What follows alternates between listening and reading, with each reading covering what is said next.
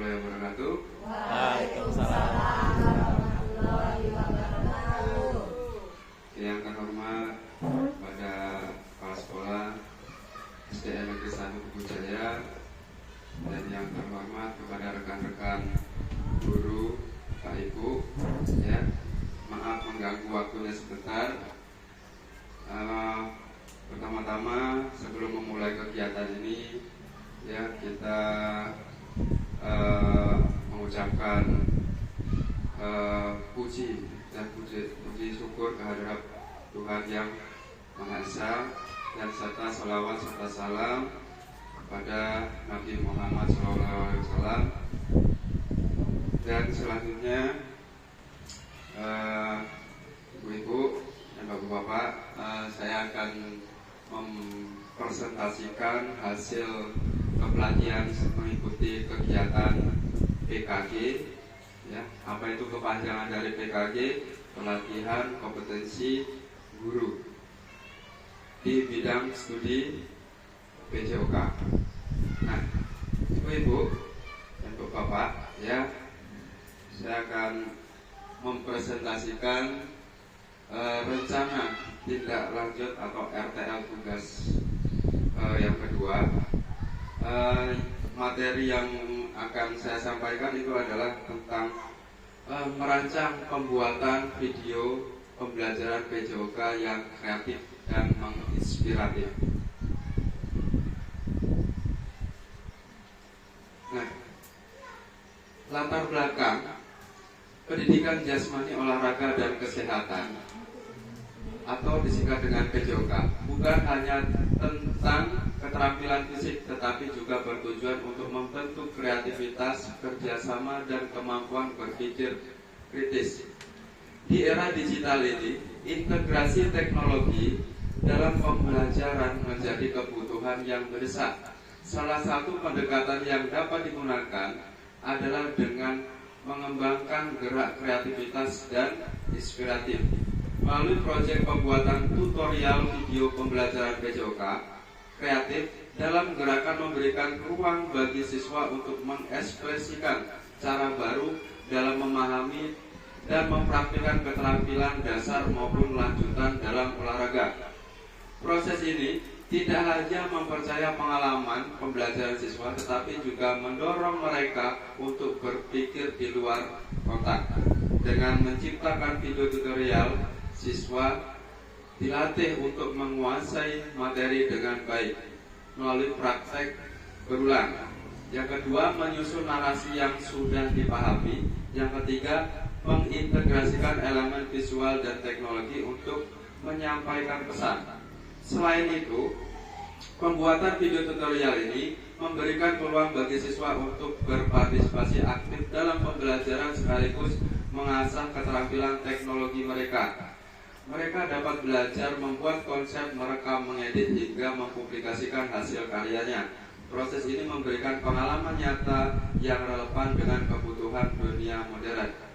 Nah, ini untuk salah satu menangani gejala-gejala negatif, yaitu generasi Z. Anak-anak sekarang itu adalah termasuk generasi Z, di mana teknologi itu sangat berkembang pesat, ya, dapat juga mempengaruhi dampak buruk dan juga bisa mempengaruhi dampak baik juga di dalam pendidikan kita. Misalkan anak-anak zaman sekarang itu sudah mengenal TikTok. Anak-anak zaman sekarang melihat video, dia akan menirukan gerakan yang kurang baik. Ketimbang anak-anak itu melakukan hal-hal yang kurang baik, lebih baik kita arahkan langsung aja mengarah ke pendidikan. Contohnya, misal ada anak-anak yang melihat orang dewasa joget-joget, itu sekarang anak-anak kita sudah mulai loh ibu-ibu, ya, menirukan joget-joget dengan pakaian yang tidak bagus. Nah, ketimbang cuma joget-joget doang, ya, kita bikin konten atau video pembelajaran yang kreatif, yang menginspiratif, dan bisa kita sebarkan di media sosial. Bisa Facebook, bisa YouTube, bisa Snaptube, bisa TikTok. Nah, itu juga program ini bisa memperkenalkan SD kita ke masyarakat luas, tepatnya di seluruh Indonesia, makan Ibu. Dan bahkan bisa menjadi ajang promosi bagi sekolah kita, wali murid, agar dapat sekolah di SDN Negeri 1 Tugu Jaya. Nah, tujuan pembelajaran ini yang pertama adalah mengembangkan keterampilan motorik dasar melalui proyek pembuatan video tutorial gerakan dasar olahraga. Misalkan dalam pembuatan video tutorial ini bisa anak-anak diperkenalkan dengan permainan tradisional. Anak-anak zaman sekarang itu jarang sekali ibu-ibu yang mengenal permainan tradisional. Yang ada biasanya anak-anak itu pulang sekolah, dia istirahat, tidur, mainan HP. Nah, untuk permainan tradisional ini anak-anak jarang mengenal. Ya, kalau anak zaman dulu begitu pulang sekolah istirahat, main di luar dengan teman-temannya, bermain gobak sodor, bermain engklek, bermain gebur-geburan. Nah, zaman sekarang itu sudah jarang sekali ditemukan. Kebanyakan anak-anak hanya mengetahui media sosial, sosmed, TikTok, segala macam. Itu juga mempengaruhi kebugaran jasmani anak-anak kita. Contohnya, bisa kita lihat setiap hari Senin, Bapak Ibu. Ketika upacara cuma 15 menit, 30 menit sudah ada yang lemas, pingsan. Nah, itu adalah efek dari kebiasaan buruk yang dilakukan di rumah. Karena latihan kebugaran jasmaninya anak dulu sama anak zaman sekarang berbeda. Selanjutnya melakukan yaitu olahraga yang mengacu kepada permainan gerak dasar lokomotor. Gerak permainan yang dilakukan secara berpindah tempat. Selanjutnya non lokomotor, gerak olahraga yang dilakukan tidak berpindah tempat.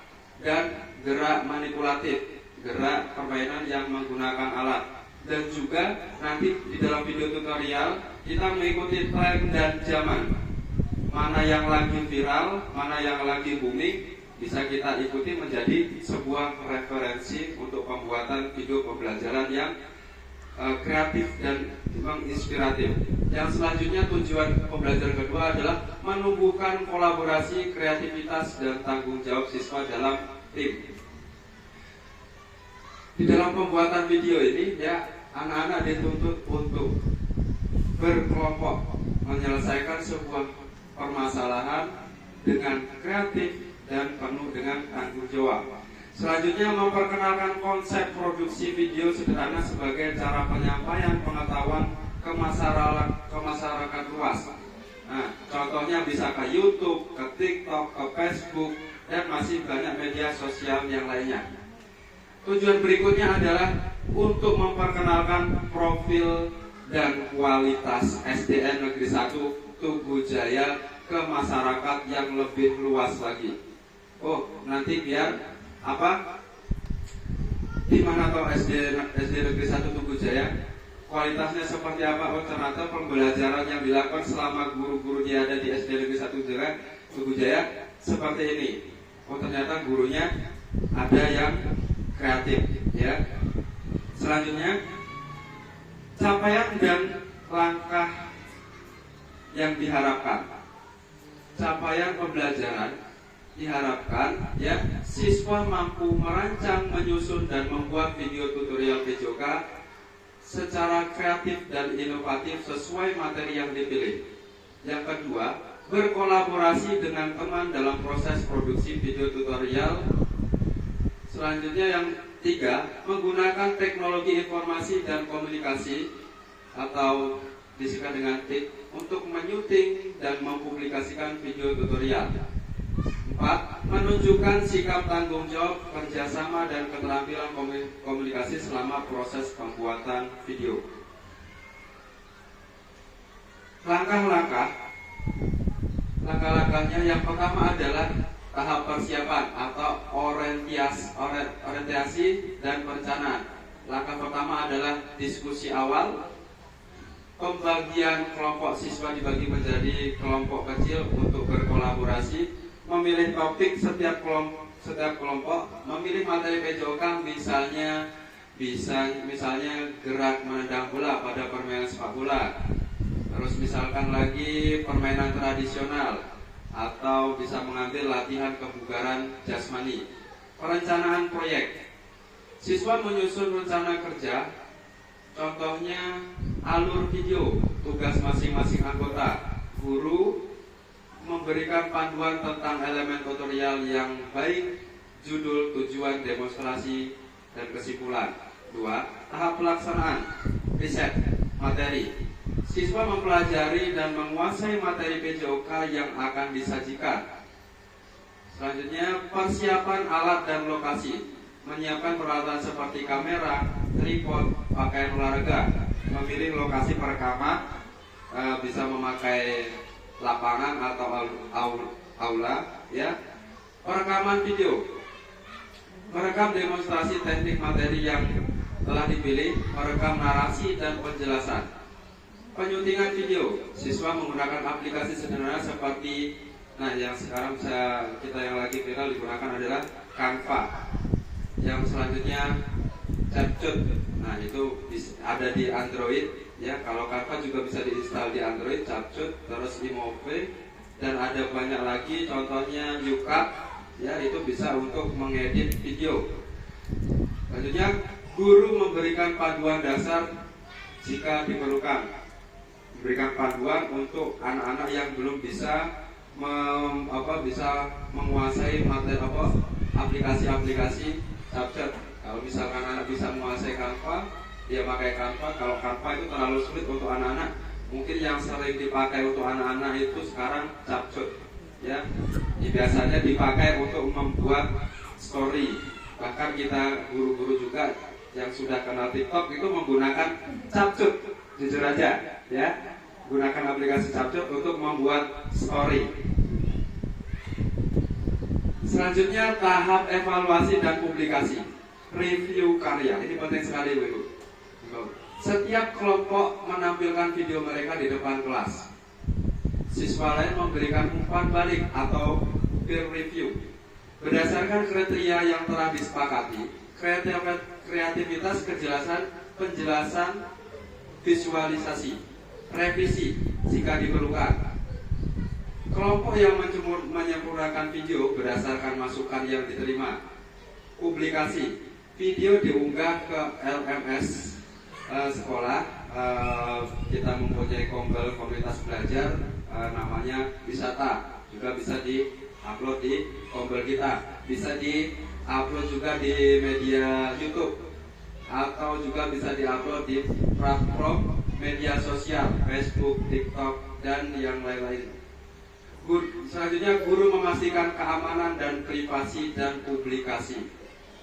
Jika di dalam video itu terdapat hal-hal yang bersifat negatif ataupun porno, itu akan diselektif lagi videonya, maka tidak akan masuk ke YouTube, ya. Jadi perlu dievaluasi. Nanti kedepannya kalau videonya kurang bagus atau mengandung unsur-unsur yang negatif, itu perlu dievaluasi, nggak perlu diupload di YouTube atau di sosmed. Itu akan berdampak buruk ke sekolah.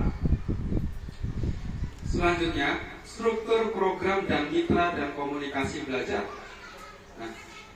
Komunitas belajar. Yang pertama, program kegiatan dilaksanakan yaitu bersifat intrakuler. Apa itu intrakuler? Intrakurikuler adalah kegiatan yang dilakukan di dalam pembelajaran di sekolah. Jenis-jenis atau temannya intrakuler adalah ekstrakurikuler, itu di luar. Dan ada satu lagi istilah yaitu kokulikuler. Itu di dalam dan di luar sekolah.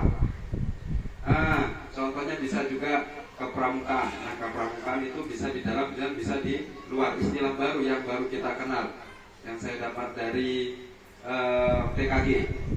Nah, selanjutnya murid yang terlibat dalam aktivitas pembelajaran membuat video tutorial ini adalah kelas 4, 5, dan 6, seluruh putra dan putri. Waktu kegiatan dilaksanakan rencana akan mulai pada awal semester 2 tanggal 20 Januari 2005 sampai dengan 20 Januari 2005. Penanggung jawab dalam kegiatan ini adalah Kepala Sekolah SDN Negeri 1 Tugu Jaya. KBS atau komunitas belajar di sekolah yang menjadi lokomotif adalah seorang guru PJOK. Tepatnya saya sendiri mitra dengan KBS, yaitu yang berperan sebagai pengarah penggunaan teknologi terkait penggunaan media serta publikasi melalui website dan media sosial sekolah. Yang nomor 7 adalah peserta dan pihak lainnya yang terlibat berasal dari peserta didik. Jadi guru sebagai fasilitator dan penanggung jawab adalah kepala sekolah, dan yang berperan aktif itu adalah siswa sendiri.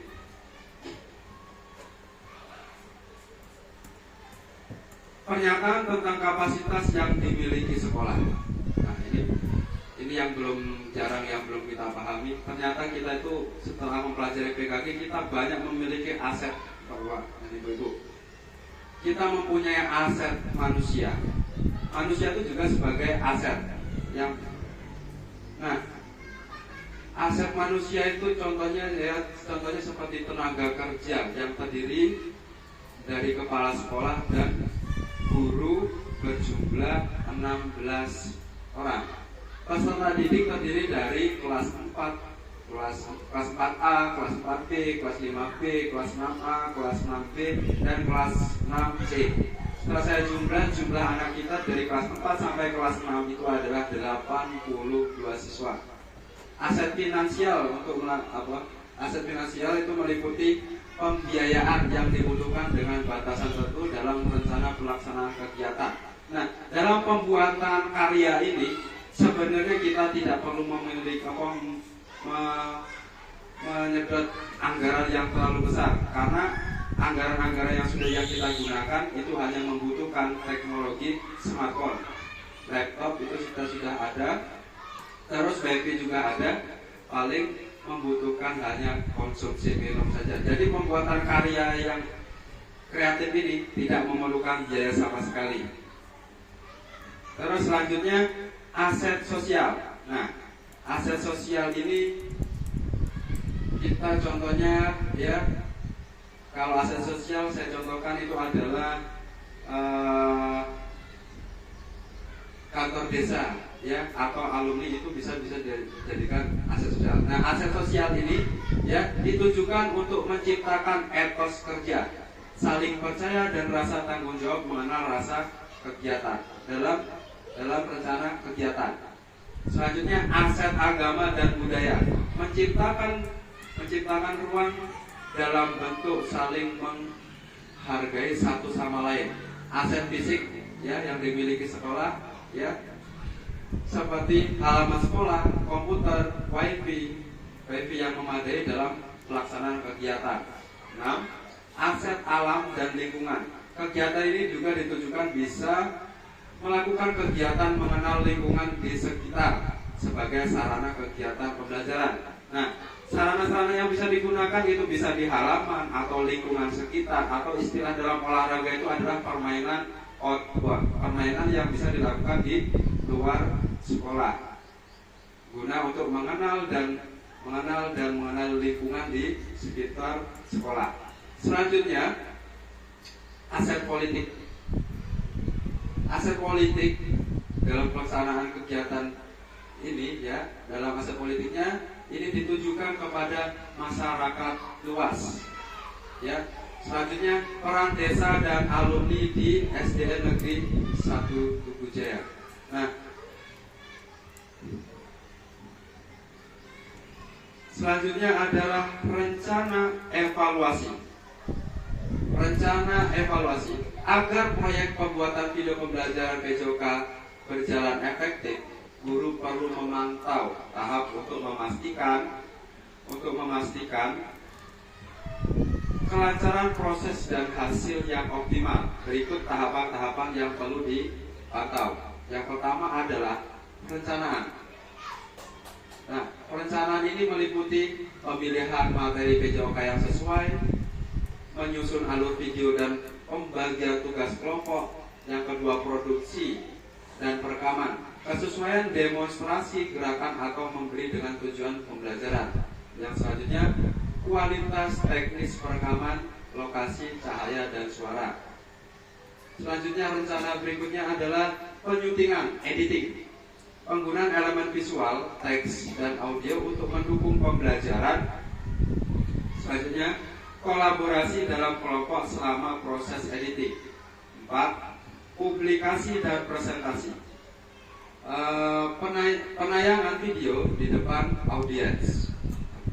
Selanjutnya respon audiens dan pemahaman materi yang disampaikan. Selanjutnya refleksi dan evaluasi, refleksi siswa tentang pengalaman proyek. Penilaian video berdasarkan kejelasan materi, kreativitas, dan teknis produksi. Nah, ini kemungkinan yang bakal jadi tantangan pembuatan karya ini. Itu yang pertama adalah teknis produksi. Nah, biasanya teknis produksi ini bisa terkendala akibat keterbatasan alat, kamera, atau mikrofon. Nah, mikrofon ini menggunakan smartphone, ya. Smartphone ini biasanya kalau tidak pakai RAM atau internal yang besar itu akan ngeblank, ya. Jadi usahakan pakai smartphone yang internal yang memiliki kapasitas yang besar. Yang kedua, kendala yang mungkin akan menjadi tantangan adalah kerja sama tim, pembagian tugas tidak merata, kesulitan komunikasi dan koordinasi. Selanjutnya, pemahaman materi. Nah, ini sering terjadi. Selanjutnya, kesalahan menyampaikan teknik atau gerakan PJOK, kurangnya penguasaan konsep, logistik. Yang keempat adalah faktor yang mempengaruhi adalah faktor logistik. Lokasi perekaman yang tidak memadai, ya, contohnya lapangan yang kurang luas, ya, jadi dapat mempengaruhi keefektivitasan pembuatan video. Gangguan eksternal seperti kebisingan atau cuaca. Kalau di tempat kita ini ada itu sarang walet, ya, itu suaranya berisik, ya. Terus juga cuaca hujan. Kalau cuaca panas itu kalau dalam olahraga tidak terlalu menjadi masalah. 4. Kreativitas, sulit menghasilkan ide yang menarik. Video kurang variatif dan membosankan, itu adalah tantangan. Karena mengikuti perubahan dan era zaman yang semakin modern, ya, kalau kita tidak melakukan pembelajaran yang menarik, anak itu akan bosan, terus mudah mengantuk. Jadi kita ini biasa anak-anak memakai pembelajaran menggunakan proyektor. Tiba-tiba anak-anak itu tidak menggunakan proyektor, itu aja sudah mempengaruhi. Hanya menggunakan buku teks dan anak akan bosan. Jadi kalau kebiasaan menggunakan proyektor, jadi mereka akan menggunakan proyektor terus. Dia akan lebih tertarik menggunakan proyektor. Terus selanjutnya, waktu dan manajemen proyek. Durasi pengerjaan yang terbatas. Kesulitan mengatur jadwal dan menyelesaikan tepat waktu. Nah, ini biasanya nanti disesuaikan dengan kegiatan-kegiatan yang ada di sekolah. Jadi kalau ada kegiatan kumpulan, jadi akan digeser ke esok harinya. Nah, ini kemungkinan tadi yang terjadi kendala. Nah, saya selaku guru PJOK, saya sudah menyiapkan kendala-kendala atau solusi yang bakal akan saya laksanakan untuk mengatasi kendala-kendala yang tadi saya jelaskan. Yang pertama itu yang untuk kendala teknis, ya, solusinya dengan alat sederhana seperti yaitu tadi ponsel yang ponsel yang memiliki kapasitas internal dan RAM yang besar, kesediaan tutorial perekaman editing. Selanjutnya, kerja sama tim, tetapkan tugas yang jelas dan pantau kerja tim secara rutin. Dorong komunikasi dan diskusi terbuka dalam kelompok. Ketiga, pemahaman materi. Pemahaman materi ini kita harus memberikan panduan tertulis terlebih dahulu atau referensi video dari YouTube ataupun dari Facebook dipaparkan terhadap siswa. Lakukan simulasi sebelum perekaman. Ini penting sekali. Kalau tidak melakukan simulasi untuk anak SD itu biasanya akan terjadi kesalahan-kesalahan kecil yang bisa mempengaruhi kualitas video. Anak SMP atau anak SMA pun yang melakukan video karya tutorial video ini itu pun masih melakukan hal-hal kesalahan, apalagi anak SD itu sangat rentan sekali. Nah, selanjutnya logistik dan lokasi. Nah, gunakan lokasi alternatif yang tenang dan aman. Nah, misalkan untuk lokasi kalau tidak bisa di lingkungan di sekolah, bisa dilakukan di luar sekolah. Misalkan kita pakai lapangan desa Tugu Jaya, itu sangat besar. Cuman agak lokasinya agak jauh, tapi nggak apa-apa ya. Jadi perlu diperhatikan untuk anak menyeberang. Selanjutnya, rencana waktu perekaman untuk menghindari gangguan.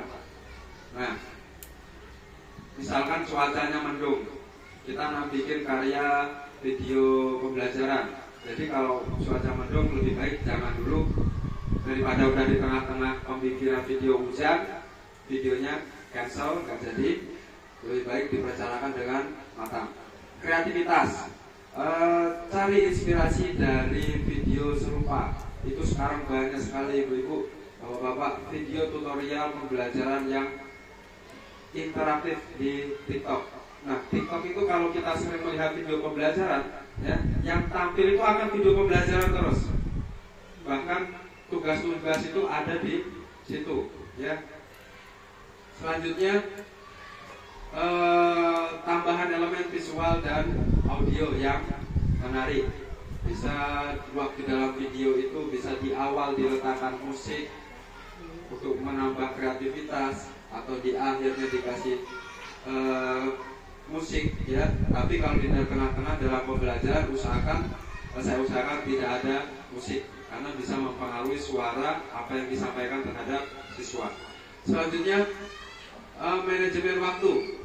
Tetapkan jadwal kelas untuk setiap tahap proyek.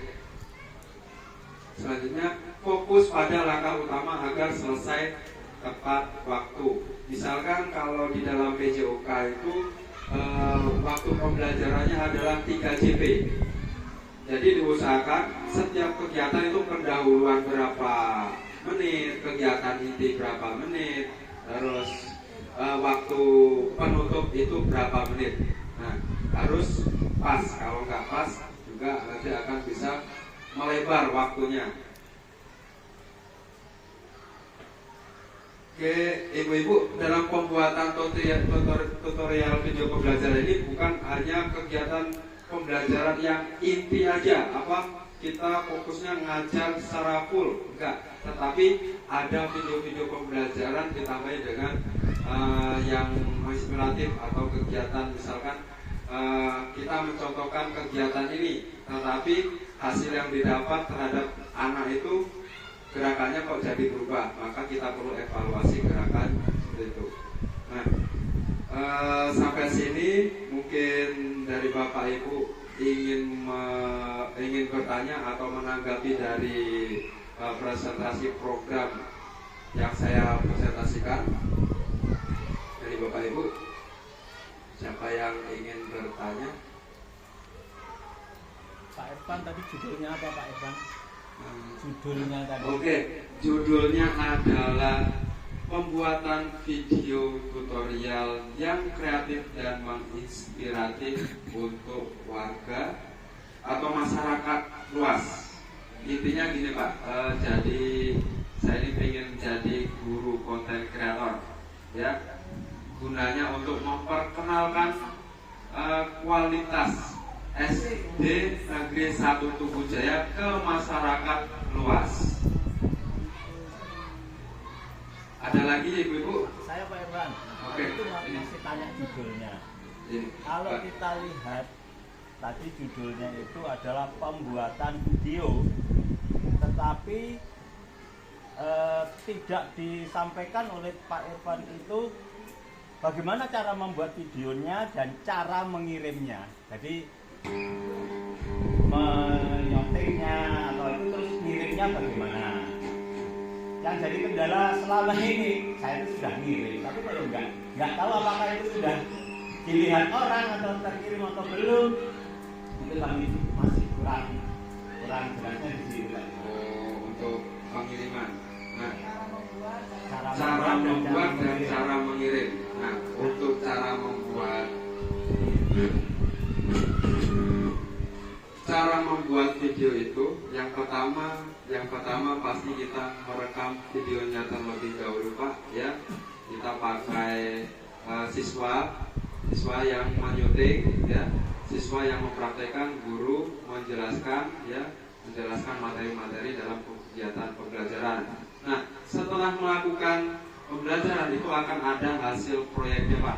Nah, setelah hasil proyeknya itu diedit menggunakan aplikasi yang kita kuasai. Misalnya kan pakai Capcut, pakai Movie Maker atau pakai Filmora, bebas pakai aplikasi apa yang dikuasai. Setelah editing selesai, nah kita akan mengupload di media YouTube misalkan. Nah, di dalam media YouTube itu, Pak, itu memang mungkin waktu Bapak mengupload itu tidak mengisi deskripsinya terlebih dahulu. Itu di dalam pembuatan video YouTube itu ada datanya itu mau dipublikasikan atau privasi. Nah, ada dua metode. Kalau kita publikasikan, semua orang bisa melihat video kita. Tapi kalau privasi itu videonya hanya bisa kita lihat sendiri. Untuk sebagai referensi kita, ketika kita membutuhkan video tersebut, kita bisa ambil. Tapi orang lain tidak bisa. Dan juga publikasinya itu pembelajaran itu terhadap siapa, Pak? Masyarakat luas yang di atas usia 18 tahun atau semuanya, atau juga bisa dibatasi di bawah 18 tahun. Nah, ada aturannya, Pak. Makanya ada konten-konten YouTube itu tidak sembarang, Bapak. Jadi ada batasan-batasannya. Misalkan juga kita bikin video pembelajaran, tapi latar belakangnya musiknya itu kita copy musik dari orang, dan itu ada hak ciptanya. Itu nggak lama, Pak. Paling 1 hari 2 hari akan di-ban video itu, tidak bisa ditampilkan. Itu kendala biasa nggak bisa upload gara-gara kita memakai musik punya orang, kita buat tampilkan di video. Itu biasanya, itu soalnya melanggar hak cipta. Itu juga kalau dilaporkan, kalau yang pencipta musiknya itu nggak terima, kita bermasalah, Pak. Jadi lebih baik nggak usah pakai musik atau musik background yang sudah ada di smartphone. Emang sih kalau background yang bukan dari yang lain itu biasanya kurang menarik. Nah, kendalanya di situ. Saya rasa cukup, Pak, ya itu ya. Untuk publikasi, cara membuat dan cara mempublikasikannya. Misalnya sudah menyoting videonya ya. Nah, terus kita kan terus mengeditnya itu terus jadi video pembelajaran. Judulnya itu misalnya apa, ya kan? Terus seperti punya Pak Irfan itu saya lihat misalnya, loh kok bisa enak judulnya, kok bisa ada itu yang harus itu mudah sekali, Pak. Ya itu Pak Irfan. Contohnya kalau saya kemarin cara membuat video tadi kan begitu. Oke, cara membuat video itu ya. Saya gunakan aplikasi ini, Pak. Mana ini? Ini, Pak. Nah, Capcut. Nah, kita simulasikan langsung. Ya, itu Pak Irfan. Ya. Nah, gunakan Capcut. Capcut ini bisa di-download, ya, bisa di-download pakai HP, juga bisa di-download pakai PC, laptop. kita upload videonya di sini, nanti kita bisa kasih teks. Jadi pertama membuat videonya tadi, terus di-upload ke Capcut, begitu? Ya. Nah, ini kemarin saya membuat video waktu melakukan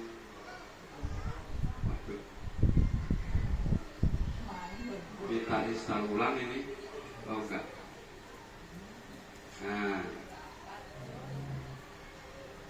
Nah, untuk pembuatan video ini Pak, misalkan waktu kegiatan kita ambil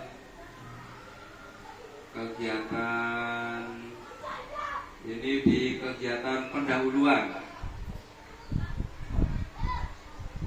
Nah,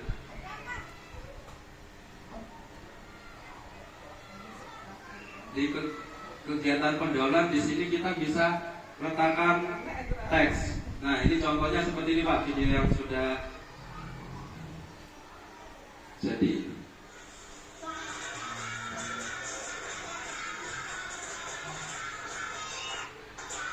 Nah, ini nanti ada tulisannya.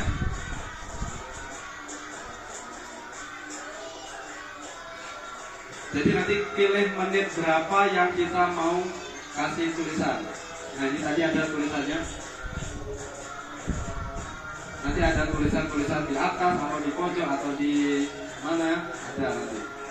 Ini adalah kegiatan pendahuluan. Nanti ada tulisannya. Nah, guru membuka salam dan berdoa. Itu tulisannya di atas. Ini Nah, Pak. itu nulisnya gimana Pak Ivan? Nah, nulisnya di ya di caranya begini. itu. Nah, ini di bagian menit. Jadi terus kita klik add text. Nah, diklik tambah teks ini Pak. Tambah Ini teks. the full text. Nah, di dalam ini ada teksnya. Terus kita tulis apa? Kegiatan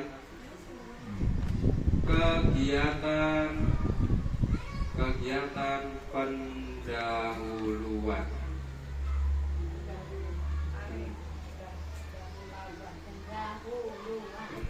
Pendahuluan. Nah, kegiatan pendahuluan. Nah, ini sudah kita atur tulisannya, maunya warna apa Pak? Misalkan warna hijau, warna merah bisa. Nah, ini setelah itu tulisannya mau kita letakkan di mana? Mau di atas, mau di bawah, mau di tengah, itu boleh Pak, sesuai selera. Nah, dikecilkan, ukurannya juga ada di sini.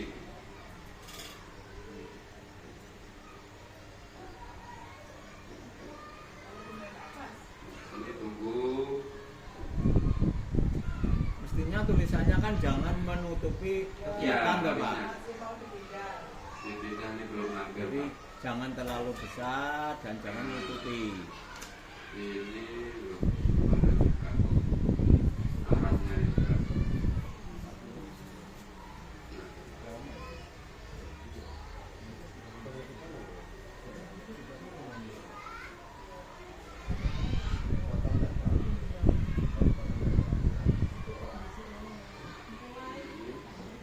Nah, intinya ini tinggal mengarahkan aja Pak. Ya, ya. Tinggal mengarahkan ke bawah ya, mau ke atas ataupun ke bawah. Jadi seperti itu Pak.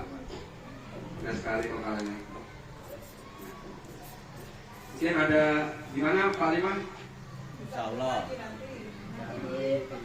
Oke, nanti diperdalam lagi di nanti ya. Nanti saya cari bagaimana cara bikin videonya. Untuk ini pertama untuk coba-coba, bukan coba-coba ya, benar-benar dilaksanakan ya. Ini pertama di kegiatan PJOK dulu. Ketika nanti PJOK berhasil, ibu-ibu juga boleh mengirimkan file videonya, nanti saya editkan, nanti saya upload ke YouTube sekolah sebagai ajang promosi sekolah kita, biar siswa kita lebih banyak ya. Tahun depan ya, tahun ajaran baru ya, biar minat wali murid itu lebih tertarik lagi ke sekolah ke SD Negeri 1 Tugu Jaya. Berkat ternyata video tutorial ini bisa menginspirasi mereka bahwa kualitas SD kita memang baik dan pantas dan layak dititipi siswa di SD Negeri 1 Tugu Jaya. Menurut saya seperti itu. Program itu arahnya ke situ. Mungkin ibu-ibu ada yang bertanya lagi? Cukup? Oke, kalau udah cukup, saya rasa sampai sini aja. Bapak-bapak dan ibu-ibu, jika ada kesalahan kata atau penjelasan yang kurang, saya minta maaf ya. Saya tutup dari topik hidayah. Wassalamualaikum warahmatullahi wabarakatuh. Waalaikumsalam warahmatullahi wabarakatuh.